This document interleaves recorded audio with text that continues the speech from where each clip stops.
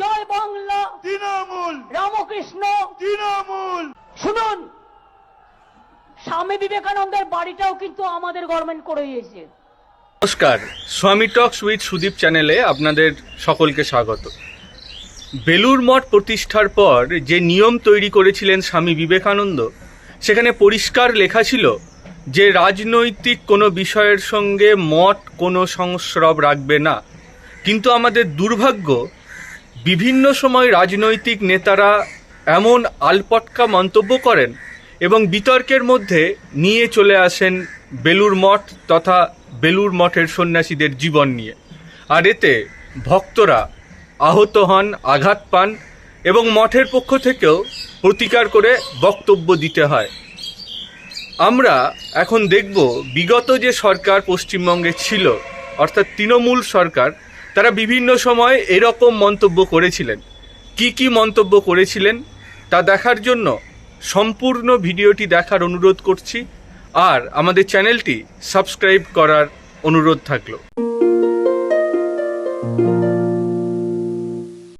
প্রথম যে ঘটনার কথা বলবো সেটা হচ্ছে 2024 সালের লোকসভা নির্বাচনের প্রচারে গিয়ে তৃণমূলের সুপ্রিমো মমতা বন্দ্যোপাধ্যায় রামকৃষ্ণ মিশন, ভারত সেবাশ্রম এবং ইস্কনের মতো হিন্দু ধর্মীয় সংগঠনের সন্ন্যাসীদের বিরুদ্ধে সুনির্দিষ্ট অভিযোগ তুলেছিলেন।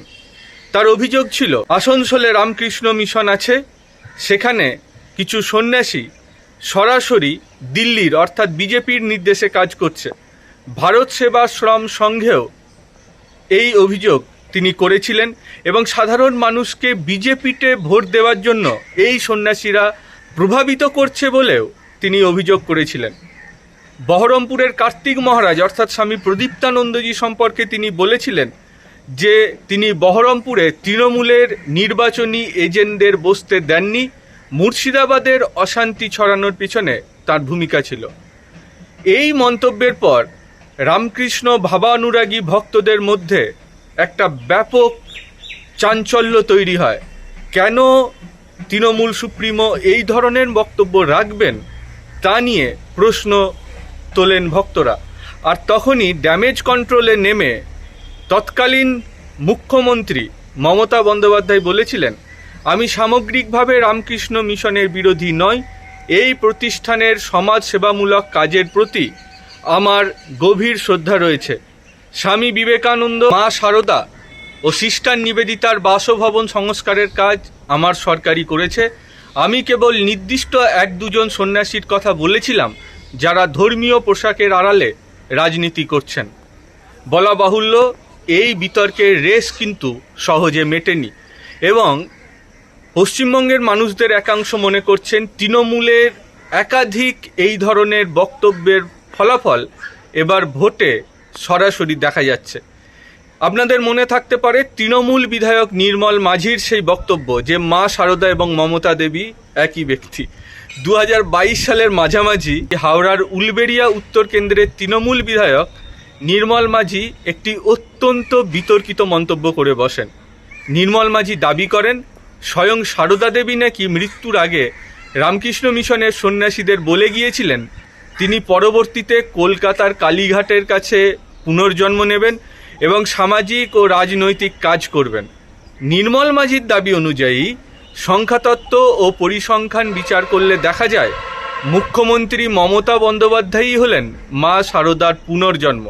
সারদা মা মারা যাওয়ার কিছুদিন আগে বিবেকানন্দের কিছু যারা সতীর্থ বন্ধুদের কাছে, মহারাজদের কাছে বলেছিলেন যে আমার মৃত্যুর পরে আমি কালীঘাট মন্দির দিয়ে তো যাই, কালীঘাট মন্দিরে ওই হরিশ চ্যাটার্জিতে ওই খাল পেরিয়ে যায়, দিদি এখানে থাকেন, সেই রাস্তাটা ধরে যায়, এখনো ঘাটটা আছে। দিদি বলেছিলেন দক্ষিণেশ্বরে, আমি সেই দক্ষিণেশ্বরে কয়েকদিন আগে দিদির সঙ্গে ছিলাম।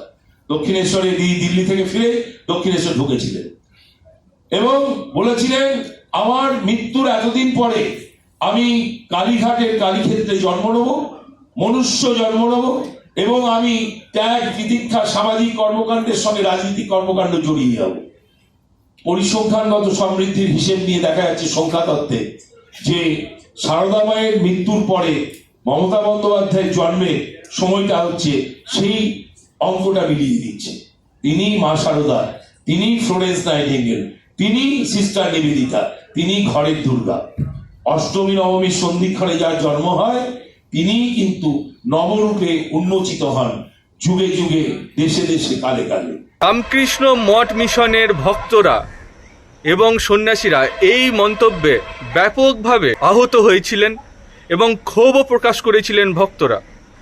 পরে সুবীরানন্দজি, অর্থাৎ যিনি রামকৃষ্ণ মিশনের সাধারণ সম্পাদকের দায়িত্বে রয়েছেন, তিনি এই বিষয়ে স্পষ্ট প্রতিক্রিয়া জানিয়েছিলেন।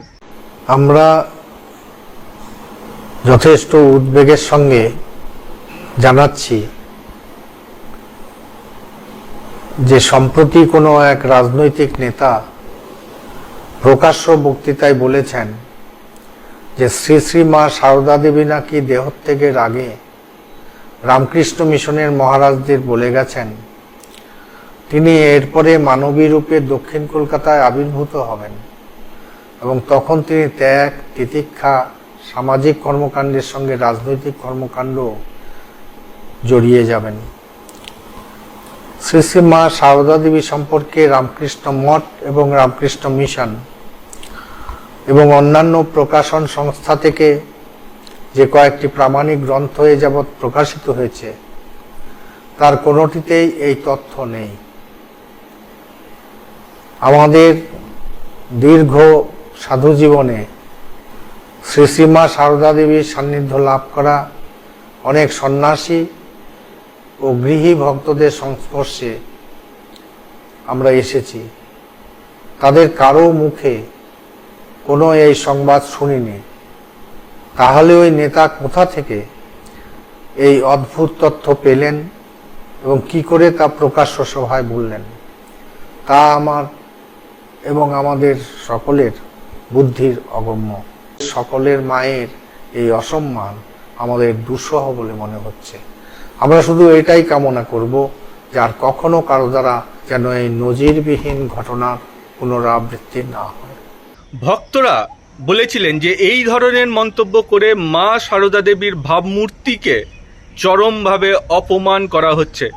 কিন্তু আশ্চর্যের ব্যাপার, তৃণমূল কংগ্রেসের পক্ষ থেকে নির্মল মাঝির এই বক্তব্য নিয়ে বিন্দু মাত্র কোনো প্রতিক্রিয়া দেখা গেল না। নির্মল মাঝিকে বলাও হলো না যে ভবিষ্যতে তুমি এই ধরনের কথাও বলবে না। এরপরের ঘটনা আরও বিখ্যাত। 21শে জুলাইয়ের সভামঞ্চ 2022 সাল, শহীদ সমাবেশে স্লোগান দিতে গিয়ে তৃণমূল নেতারা বেফাস মন্তব্য করে দিলেন। কি হয়েছিল ঘটনা? জয় বাংলা, তৃণমূল, রামকৃষ্ণ। তৃণমূল। শুনুন, স্বামী বিবেকানন্দের বাড়িটাও কিন্তু আমাদের গভর্নমেন্ট করে দিয়েছে, নিবেদিতার বাড়িটাও আমরা করে দিয়েছি। মঞ্চ থেকে দলীয় কর্মীদের উজ্জীবিত করার জন্য স্লোগান দেওয়া হচ্ছিল। সেই স্লোগান দিতে দিতে হঠাৎ করে বলা হলো রামকৃষ্ণ। সঙ্গে সঙ্গে যারা ছিলেন তারা বললেন তৃণমূল, অর্থাৎ রামকৃষ্ণ তৃণমূল, লোকনাথ তৃণমূল, অনুকূল তৃণমূল। বাংলার ঘরে ঘরে পূজিত এইসব শ্রদ্ধেয় আধ্যাত্মিক গুরুদের নিয়ে একেবারে রাজনীতির সঙ্গে সরাসরি যুক্ত করে দেওয়ার ফলে ধর্মীয় ভাবাবেগে ব্যাপকভাবে আঘাত লাগে মানুষের। সঙ্গে সঙ্গে তৃণমূল সুপ্রিমো মমতা বন্দ্যোপাধ্যায় বিষয়টিকে সংশোধন করে বলেন, না, রামকৃষ্ণ তৃণমূল নন, তিনি পরমহংস। অর্থাৎ একের পর এক রামকৃষ্ণ মিশনকে বিভিন্নভাবে তৃণমূল কংগ্রেস অর্থাৎ পূর্বতন সরকার সম্মান করেছে। উত্তরবঙ্গ থেকে দক্ষিণবঙ্গ বিভিন্ন ঘটনা রয়েছে। আপাতত এটুকুই।